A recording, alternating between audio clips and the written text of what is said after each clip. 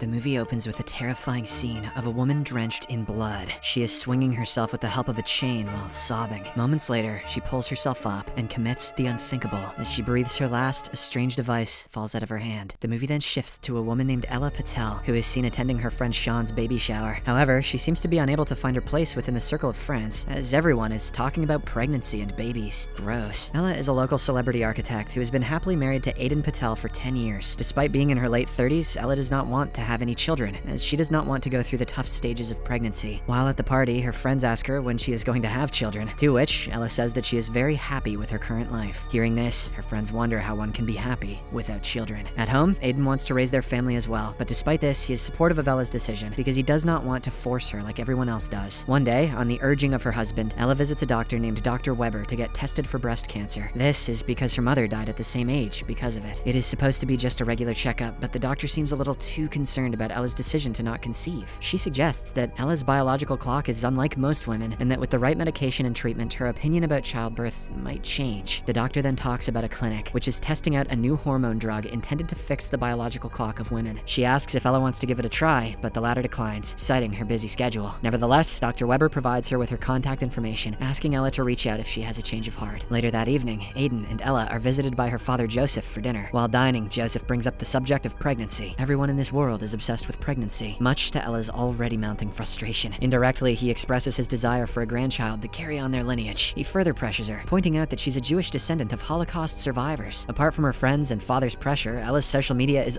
also filled up with pregnancy-related content and pictures of babies. All these factors lead Ella to feel that she is letting everyone down and fears that there is something wrong with her. At midnight, while engrossed in her office project, Ella recalls her doctor's suggestion of an experimental clinical approach that can fix her hormonal imbalance. After contemplating it for a while, she decides to give it a try, though she refrains from informing her husband due to the uncertainty about its potential success. The next day, Ella departs from home, feigning the need to carry out some office work for a few days. However, once she drives away, she contacts her boss and explains her inability to continue with the ongoing project, even though it was her dream job. Following this, she drives to the referred clinic and checks in, where she notices the infinity symbol placed in different spots around the facility. A short while later, she is approached by Dr. Simmons, who gives her a brief lowdown about the experimental drug that they have created to assist the women like Ella. Ella's first session begins the very following day, during which Dr. Simmons learns about her tocophobia, an intense fear of pregnancy. She then tries out a sort of Rorschach test on Ella, where she places a few cards in front of her and asks her what she sees. Ella sees three things: a figure of a tall woman, a pile of bugs, and a grandfather clock. Soon, the doctor sets up a treatment plan for her and also provides her with some medicine. In the next therapy session, Ella and the doctor discuss the symbolism behind the three things that she saw earlier. Ella explains that the cluster of spiders or bugs signifies the trauma her family endured during the Holocaust, where the Jewish people were exterminated like bugs. Similarly, Ella interprets the grandfather clock as her family's only heirloom from before the Holocaust, and she perceives it as her grandfather's coffin. This represents the pressure she feels to carry on her family line. After closely considering Ella's insights, Dr. Simmons theorizes that both the bug and the grandfather clock probably stem from Ella's fear since the Jewish Holocaust, which was basically about well-cultured people killing each other. And now, Ella fears bringing a child into a world that is almost the same. The doctor then inquires about the tall woman, but Ella has no idea about that one. That's just a big-ass lady. Following the session, Dr. Simmons proposes that Ella consider implanting a small device inside of her so that she can become pregnant. She explains that the device, in addition to the pills, will permanently remain inside of her and release additional hormones required in order to help with the pregnancy. Ella isn't sure about it and decides to take some time to think. Back in her room, Ella begins to experience unsettling occurrences. At first, she notices a spider on her bed, but it mysteriously vanishes as she tries to kill it, indicating that it's a hallucination. Secondly, the incessant tick-tock of the room's clock disturbs her. She attempts to turn it off, but the clock continues to tick. Unable to bear it, she runs outside and meets with a fellow patient who offers her a cigarette. While they talk, the woman reveals that it's her final night at the facility, and she is feeling like being graduated. After a brief conversation, the woman says goodbye and departs. As soon as she leaves the area, Ella suddenly notices the tall woman, prompting her to rush back to her room. Fearing her surroundings, she calls her husband, whose voice helps her to calm down. The following day, Ella undergoes the next stage of treatment. It involves entering a huge tank as part of a desensitization procedure intended to address any psychological barriers related to pregnancy. Upon getting inside the tank, Ella sees some gruesome imagery of childbirth, which deeply unsettles her and prompts her to scream in agony. Urgently, she pleads to be released from the tank. Shortly after, the tank opens, revealing the same tall woman before her. Filled with panic, Ella attempts to flee, but slips in the process and sustains a minor injury to her forehead, rendering her unconscious. After a while, she regains her consciousness and finds Dr. Simmons by her side. Ella inquires about the tall woman, but the doctor doctor asserts that the woman was a clinic nurse, despite Dr. Simmons providing video evidence from both inside and outside the tank. Ella remains unconvinced. She expresses a desire to return home, but Dr. Simmons insists that Ella's choice was voluntary, so she must stick to it or else their work would be in vain. On the final day of the session, Ella is inserted with the device and is asked not to have intercourse for at least 3 weeks. What the hell's that got to do with the duck? Having completed the session, Ella drives back home, but the unsettling visions keep on haunting her. She sees the scary tall woman on the road, which freaks her out, even though that jump scare device has been overused already at this point.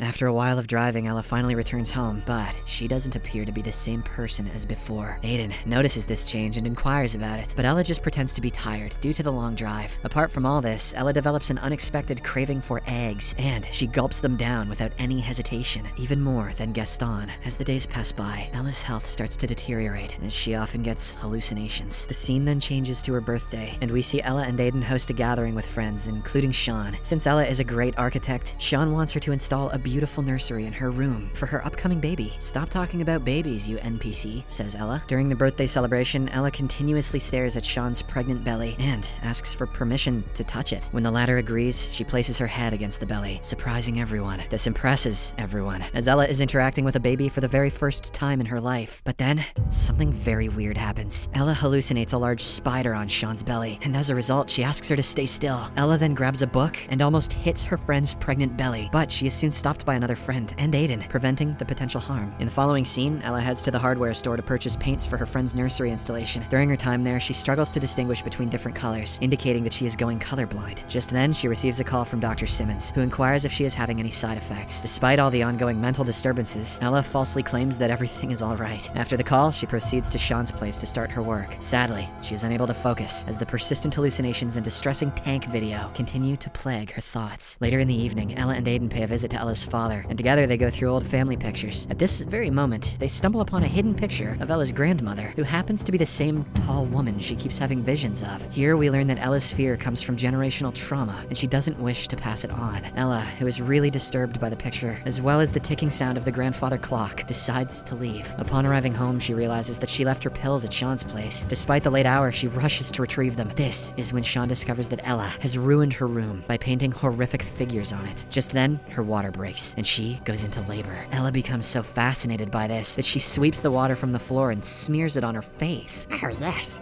gooey. She then tries to force Sean to give birth right now, but this act ultimately leads her to getting thrown out of the house. After a while, Ella receives a call from her father, who says that he has fallen down. She rushes to his house to help him, only to be triggered by the ticking of the grandfather clock. Unable to tolerate it any longer, she grabs some tools and destroys the clock. 2 weeks have passed since the therapy session, and Ella's desire to have a baby suddenly intensifies. She confides her wish to Aiden, and the couple decides to have intercourse right away. However, as they proceed, the implanted device within Ella gets in the way and inadvertently injures Aiden. Oh, my cock! Causing bleeding. When Ella rushes to get some gauze from Aiden's bag, she notices the infinity logo of the facility on it. Here, we get to know that Aiden knew about the clinic the entire time, and that he purposefully nudged Dr. Weber to suggest it to his wife. When confronted, Aiden admits that he just wanted her to have a baby by her choice. Furious by the betrayal, Ella drives to the facility and directly confronts Dr. Simmons. She demands the immediate removal of the implanted device. However, the doctor responds that the device isn't meant to be removed, and that doing so might lead to permanent infertility. Hearing this, Ella begins to panic. Hysterically, Simmons attempts to pacify her, but Ella soon realizes that the entire procedure is nothing but a grand delusion, just like the visions of her grandmother. She claims that her process is doing nothing but forcing women into feeling a certain way, a way in which society wants them to feel, but not allowing them to be who they are. With this realization, Ella rips out the implant on her own. As she does so, she regains her normalcy, because the colors, which have been absent from her vision, reappear. She finally feels that she has become the same person as she was. Not long after, the police arrive at the facility looking for her, but she drives away immediately. Soon, Aiden calls her and reveals that he was the one who called the police because of what she has done at her father's place. This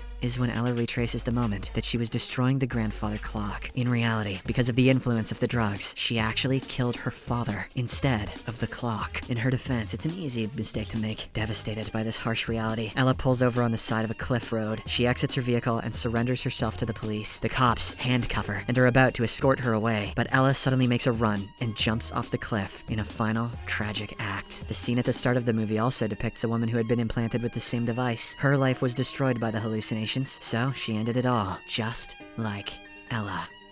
Subscribe for more videos like this, turn on notifications, and leave a like to help the channel out. Thank you for watching.